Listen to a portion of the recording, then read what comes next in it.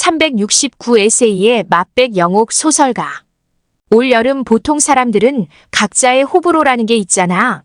근데 너는 호호가 있는 것 같아. 라는 귀여운 문장에 꽂혀 영화 감독 윤가은의 에세이를 읽기 시작했다.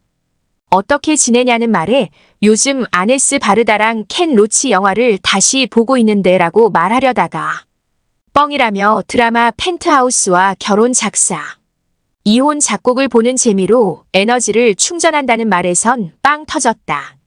문득 니체와 프루스트를 다시 읽고 있다고 말하려다가 주말이면 반드시 끝내는 힘같은 자기계발서와 나는 솔로를 보며 바닥난 에너지를 긁어담는다고 말하는 내가 상상됐기 때문이다. 아무도 못 봤겠지 하는 마음으로 빅맥에 콜라를 원샷하는 비만 클리닉 의사 같은 기분이랄까. 전문가들의 사적인 에세이를 읽는 건 솔직함과 취향 때문이다. 별다른 능력이 없는 보통 사람들에게 허락된 단 하나의 재능. 그것은 바로 성실함이다라는 문장에 꽂혀 읽은 김교석의 아무튼. 계속해서 삶의 항상성을 유지하기 위한 그의 생활 습관을 읽는 것도 흥미로웠다. 집안 살림 개념이 모든 게 정확한 위치에 반듯하게 정리된 막 체크인 한 호텔방이라니.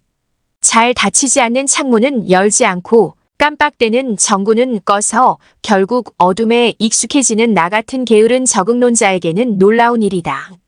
김영민 교수의 가벼운 고백을 읽다가 상반기가 속절없이 가버렸다는 사실을 부정하려고 음력이 존재하는 것이란 문장을 보고 8월 달력을 넘기려다 혼자 흠칫하던 순간이 떠올랐다.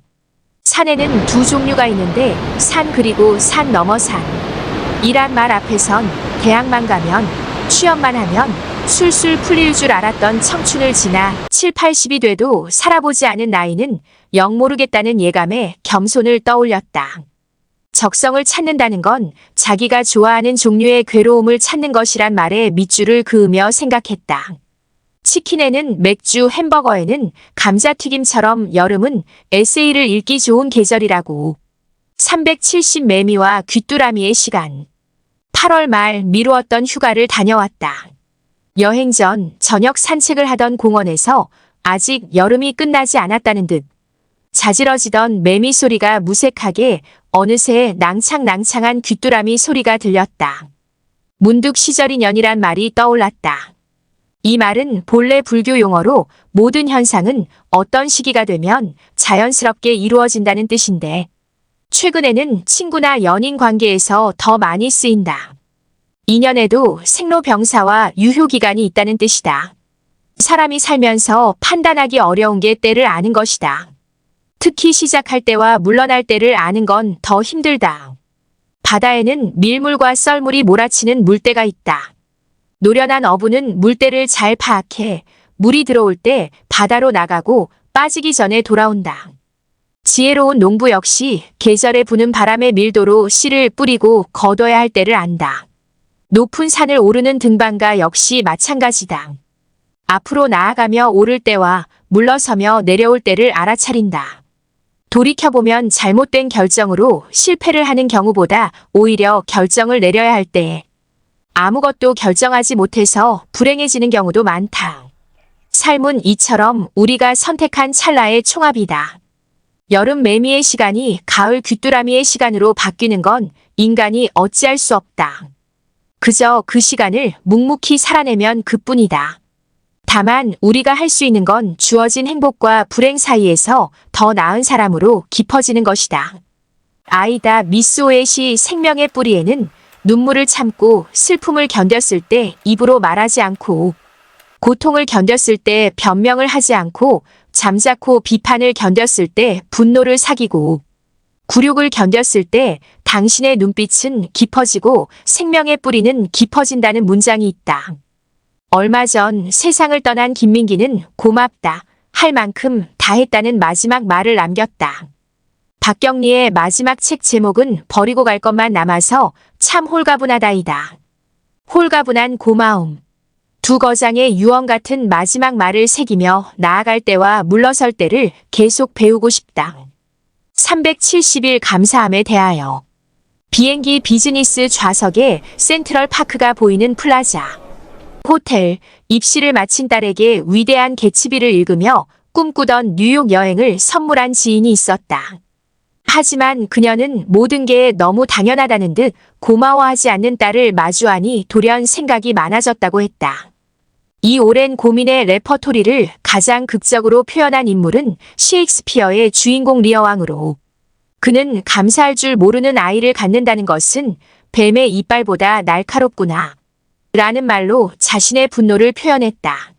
사랑과 미움이 얼마나 강력히 연결되어 있는지는 최근 부쩍 늘어난 이혼. 예능의 법정 싸움 장면만 봐도 알 수 있다. 가장 맹렬한 안티팬은 한때 그를 사랑했던 팬이다. 보너스를 받은 직원들의 입에서 너무 적다. 란 불평이 아니라 어차피 세금으로 나가는 건데 생색을 낸다. 는 말을 들은 후 아예 보너스를 없앴다는 사장의 사연을 읽은 적이 있다. 학비와 생활비를 후원한 아이가 고가 명품 패딩을 구입해 입고 다니는 걸 안 순간 자신도 모르게 마음이 상했다는 기사를 읽으며 기버와 테이커의 당연함이 어떻게 작동하는지에 대해서도 생각했다. 중년의 동창회에서 흰머리가 늘었다고 하소연하는 친구를 바라보는 탈모인 친구의 심정은 어떨까? 분명 그는 남아있는 친구의 흰 머리카락이 부러워 부하가 날 것이다. 왜 우리는 있는 것에 감사하지 못하고 심지어 타인의 배려를 종종 자신의 당연한 권리인 듯 여길까? 데일 카네기는 자기 관리론에서 감사는 교양 있는 사람이나 할 수 있는 자기 수행의 결실이라고 정의하며 인간의 본성은 변하지 않으며 오히려 감사를 기대하지 않을 때 선물처럼 감사가 찾아오는 역설을 강조한다. 애타게 바라면 오히려 멀어지는 행복의 역설처럼 감사함 역시 세상에 당연한 건 없다는 사실을 의도적으로 기억할 때라야 찾아온다. 나는 신발이 없어 우울했다.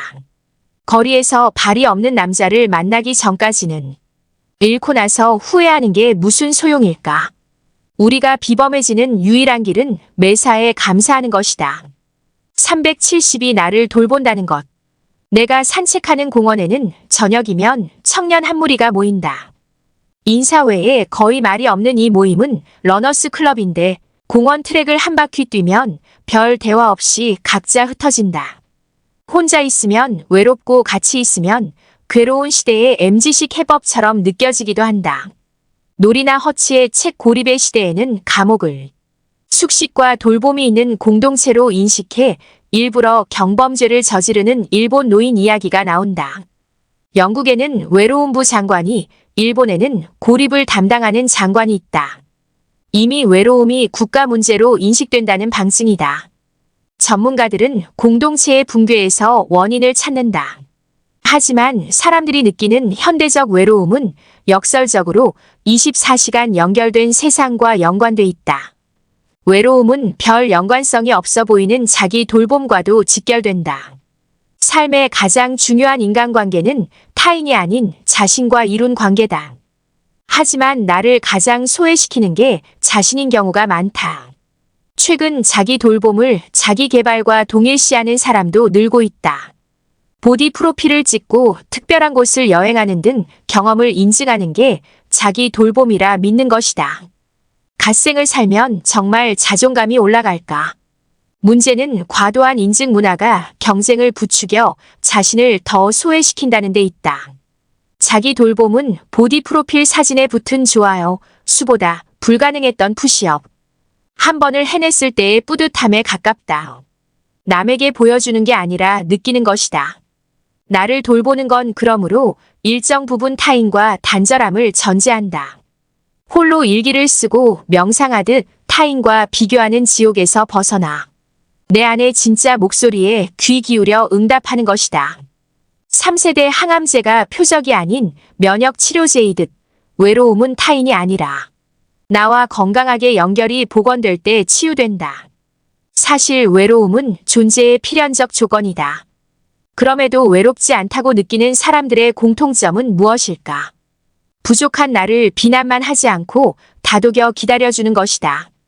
타인이 아닌 나 자신과 가장 친한 친구가 될 때 외로움은 끝내 견고한 고독으로 진화한다. 373 할 수 있는 일을 할 때 영화 타이타닉에서 개인적으로 가장 기억에 남았던 건 주인공들의 사랑이 아니었다. 대탈출의 아비규환 속에서도 끝까지 배에 남아 연주를 멈추지 않던 연주자들이었다. 실제 이런 일은 1992년 20만 명 이상의 희생자를 낸 보스니아 분쟁에서도 일어났다. 총알이 빗발치던 전쟁터에 덥수룩한 수염의 한 남자가 가방을 든 채 나타났다. 빵을 사기 위해 모인 사람들 머리 위로 폭격이 가해진 다음 날이었다. 남자의 이름은 베드란 스마일로비치, 그가 가방에서 꺼낸 건 첼로였다. 사라예보 관현악단의 수석 첼리스트였던 그는 전쟁과 가장 어울리지 않는 연미복 차림으로 아다지오 지단조를 연주했다. 연주는 같은 시각 같은 자리에서 22일간 이어졌다. 빵가게 폭격으로 사망한 22명 희생자의 숫자와 동일했다. 놀라운 건 죽은 자를 위한 위로였던 연주가 산 자들의 마음을 움직인 것이다. 발포 명령에도 세르비아 점령군 중 누구도 그의 머리에 직접 총을 겨누지 않았다. 긴급한 수술실, 배를 열자 온 장기에 퍼진 암세포를 발견한 외과 의사는 어떤 선택을 했을까?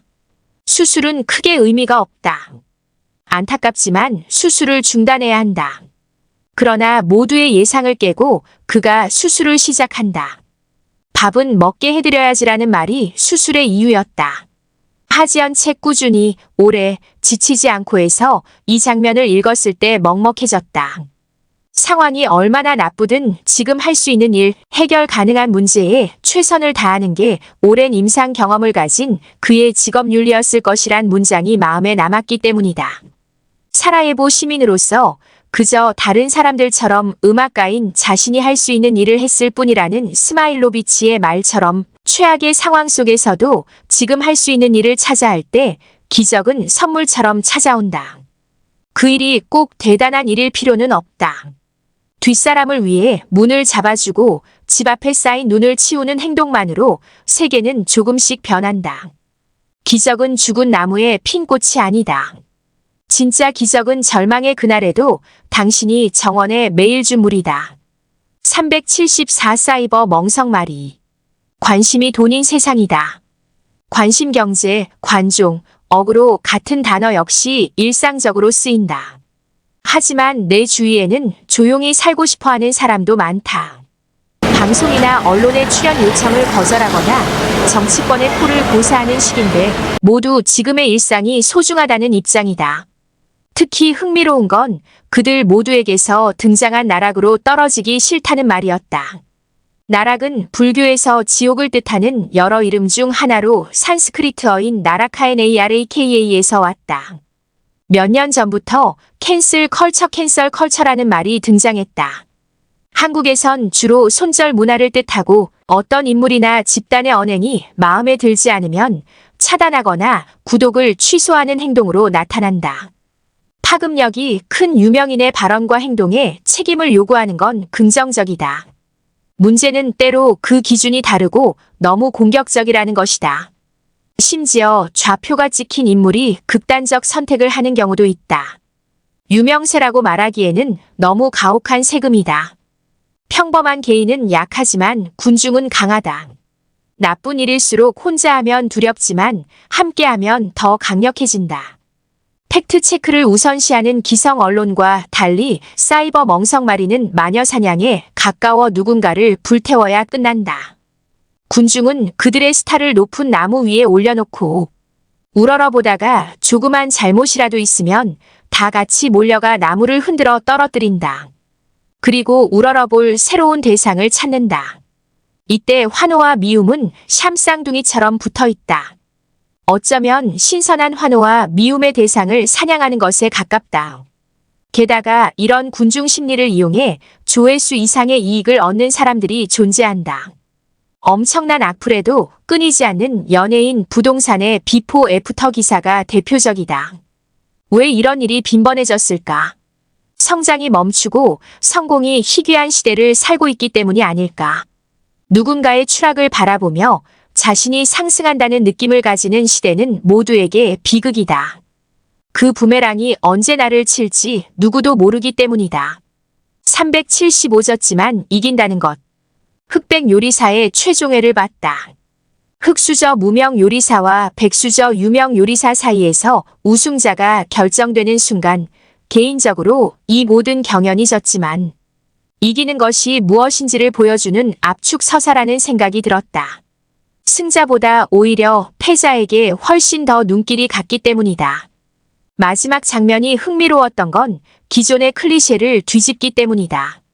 이미 가진 게 많은 사람과 잃을 게 없는 사람 중 누가 더 리스크가 클까? 위험할 수도 있는 과감한 모험을 선택한 건 무명의 신인이 아닌 기득권자인 백수저 셰프였다. 많은 성취를 이룬 사람은 왜 매번 성공만 하는 것처럼 보일까? 이 성공의 착시 현상은 왜 나타날까? 나는 그것이 실패를 대하는 그들 특유의 태도에 있다고 믿는다. 이런 태도가 각인되려면 무명일 때 성공보다 오히려 실패에서 배워야 한다. 그래야 실패가 성공에 꼭 필요한 과정이라는 인식이 오롯이 몸에 새겨지기 때문이다. 이때부터 성공의 방정식은 과거와 달라진다. 실패가 시도로 재정이 되는 것이다. 그러므로 이기는 것만큼 중요한 건 멋지게 지는 법을 배우는 것이다. 실패학의 창시자로 일컬어진 하타무라 료타로는 좋은 실패와 나쁜 실패를 구분한다. 도전 과정에서 배움이 있으면 좋은 실패고 부주의로 같은 실수를 반복하면 나쁜 실패다. 가장 나쁜 건 실패가 두려워서 어떤 시도도 하지 않는 것이다. 실패는 없을지 몰라도 그런 태도 자체가 바로 실패이기 때문이다. 자신의 분야에서 위대한 성취를 이룬 사람들을 인터뷰한 적이 있다. 그때 내가 가진 의문 하나가 풀렸다. 성공을 향해 올라가려는 노력과 높은 곳에서 떨어지지 않으려는 노력 중 어떤 게 더 절실할까? 내 예상을 뒤집고 떨어지지 않으려는 노력이 훨씬 더 집요하고 강박적이란 걸 그때 깨달았다. 인터뷰를 마친 뒤 적었던 문장이 생각난다. 눈에 보이는 나무의 높이는 결국 눈에 보이지 않는 뿌리의 깊이에 비례한다. 더 어려운 쪽은 언제나 노력의 강도가 아니라 지속이다. 이것이 바로 그들이 대가가 된 이유다. 376 관대함에 대하여 마트의 시식줄에 서 있던 친구에게 먼저 드세요. 라며 자신이 받은 컵을 건네던 앞사람 얘기를 들은 적이 있다. 고마움이 분노로 바뀐 건 종이컵에 담긴 고기를 본 순간이었다. 컵에는 커다란 비계가 박힌 고기가 들어있었다. 친구는 자기 몫이 됐을 고기를 가로챈 앞사람에게 한마디 해주고 싶었지만 옆에 아이가 있어 화를 참았다. 어른 보폭으로 한 걸음 남짓한 수로를 건너지 못하는 여동생을 7살 남짓한 오빠가 자기 몸을 눕혀 등을 밟고 건너게 하는 영상을 봤다. 내가 놀라자 함께 영상을 본 친구는 평소 아빠가 엄마에게 하는 행동을 본 거야. 여러 번 봤겠지. 아이는 자기가 본 걸 따라 하거든 하고 답했다. 철학자이자 예술가인 칼릴 지브라는 관대함을 할 수 있는 것보다 더 많이 주는 것이라고 정의했다. 그는 자부심을 필요한 것보다 적게 취하는 것이라고 말했다. 도리스 마르틴의 책 아비투스 HABITUS에는 소프트 아이스크림 값을 묻는 아이가 나온다. 25센트라는 점원의 답을 듣고 손에 쥔 동전을 세던 아이는 셔벗 아이스크림의 값을 다시 묻는다. 점원이 20센트라고 답하자 아이는 셔벗을 고른 후 동전을 탁자에 올려놓고 나갔다. 계산서와 동전을 본 순간 점원의 코끝이 빨개졌다. 탁자에는 25센트가 놓여 있었다. 팁을 주려고 아이가 소프트 아이스크림을 포기한 것이다. 아비투스는 인간이 살아가는 행동과 태도, 습관을 뜻한다. 아이든 어른이든 매 순간의 선택은 지난 삶의 궤적을 압축한다. 이 단어를 사용한 피에르 부르디웨는 당신은 볼 수 없는 것이 될 수 없다고 말한다. 아이야말로 결코 자신이 볼 수 없는 것이 될 수 없다. 내향성, 외향성 같은 기질은 타고나지만 태도나 습관은 꾸준한 교육으로 키울 수 있다. 관대함이나 자부심 역시 그렇다. 우리는 관계를 형성하면서 선행도 악행도 서로 보고 배운다. 좋은 부모와 친구를 가진 사람이 좋은 인간이 될 가능성이 더 높아지는 이유다. 향수 가게에 들어가면 향수를 사지 않아도 내 몸에 향기가 밴다. 377 헤어짐에 대하여. 한글을 갖게 친 80년대 초반, 지금은 사라진 종로서적에 가본 적이 있다. 그때 매대에 누워있던 책 하나가 유독 기억나는데 제목이 작별의 예식이었다. 어른이 된 후에야 그것이 여성해방운동가 시몬 드 보부아르의 책이라는 것을 알았다. 어릴 때의 작은 경험이 오랫동안 영향을 주는 경우가 많은데 어른이 돼 작별을 한다면 품위 있게 해야겠다고 그때 생각했던 것 같다. 문학평론가 신영철은 제 힘으로 어찌할 수 없는 헤어짐을 이별이라 하고 제 힘으로 힘껏 갈라서는 헤어짐을 작별이라고 정의했다. 그는 이별은 겪는 것이고 작별은 하는 것이라고 말한다. 만남은 우연히 벌어지기도 하지만 작별은 의지의 영역이란 뜻이다. 헤어짐 중에서도 가장 힘든 것 중 하나가 이혼이다. 최근에는 이혼 관련 예능 프로그램이 눈에 많이 띈다. 이혼할 결심부터 이혼을 숙려하고 이제 혼자가 됐음을 선언하는 것까지 종류도 다양하다.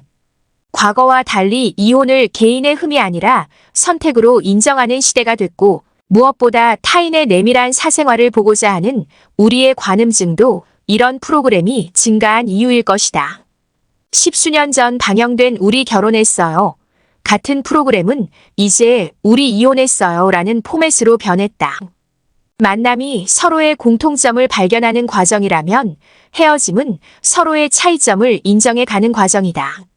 헤어짐이 슬픈 건 헤어질 사람들은 더 이상 미래에 대해 대화하지 못한다는 것이다. 하지만 어차피 끝나야 할 인연이라면 잘 헤어져야 한다. 유명인의 이혼은 특히 더 그렇다. 이혼 후에도 서로의 이름이 아주 오랫동안 연관 검색어로 한데 묶여뜨기 때문이다. 결혼에 실패한 게 아니라 이혼에 성공한 것이라고 말하는 사람도 있다. 하지만 이혼은 서로에게 상처다. 아이까지 있다면 그 상처는 이루 헤아릴 수 없다. 때로는 행복이 아니라 불행을 피하고 다행을 찾기 위해 작별의 예식은 필요하다. 만날 때가 아니라 헤어질 때라야 우리는 비로소 그 사람의 본질을 알 수 있다. 이별에도 예의가 있다. 378 미루기의 심리. 아침 일찍 일어날 방법이 없겠냐며 법륜 스님의 지혜를 구하는 불자의 영상을 본 적이 있다. 스님이 그냥 일어나라고 말하자 불자의 백약이 무효라는 답이 돌아왔다. 스님이 다시 말하길 자고 있는데 밖에서 불이야 라고 사이렌이 돌아가면 안 일어나겠냐는 것이다. 새벽에 일어나면 매일 수천만 원씩 준다고 하면 피곤해도 일어날 것이란 말도 덧붙였다. 즉 입으로는 일어나고 싶다고 말하지만 실제는 일어나기 싫어서 안 일어나는 게 문제의 본질이라고 했다. 하기 싫은 근력 운동을 한 지 2달째 되던 날. 언제쯤 근력 운동이 좋아져요? 라고 묻는 내게 트레이너가 회원님은 글 쓰는 게 좋으세요? 라고 반문에 놀랐다. 고개를 저으며 20년 동안 한결같이 쓰기 싫은 마음으로 오늘도 쓰고 왔다고 답했더니 그가 운동도 똑같다고 말했다. 하기 싫은 머리가 아니라 그냥 몸이 움직일 때까지 반복해 습관으로 만들 수밖에 없다는 것이다. 술 끊어야 하는데, 운동해야 하는데, 공부해야 하는데. 우리는 자신에게 필요한 게 아니라 익숙하고 좋아하는 것을 하며 미루기 일수다. 근력 운동이 필요하다고 말하는 의사에게 걷기 운동은 계속한다고 주장하거나 동기부여 영상을 보며 할 수 있을 것 같은 기분을 만끽하는 사람들처럼 말이다. 사람들의 이런 미루기 심리에 힘입어 자기 개발 시장은 점점 커진다. 어떤 분야든 성과를 내는 사람들은 동기가 아니라 기계적 반복을 강조하는 경우가 많다. 외국어 잘하는 비결로 생활 문장 1000가지를 암기하라고 말하던 내 친구처럼 말이다. 암기가 어떻게 이해냐고 반문하던 내게 계속 반복하면 영어의 구조가 몸에 새겨진다는 것이다. 새해가 되면 더위만 지나가면 하겠다고 말하지만 할 수 있는 것과 실제 하는 것은 다르다. 미루기 중독자를 위한 처방책을 쓴 작가 스콧 앨런은 자꾸 미루는 사람들에게 힘든 일을 먼저 하라고 충고한다. 하기 싫은 일을 계속 미루는 건 인생을 잔잔히 불행하게 만든다는 것이다. 적당한 때란 영원히 오지 않는 법이다. 지금이 그때일 뿐.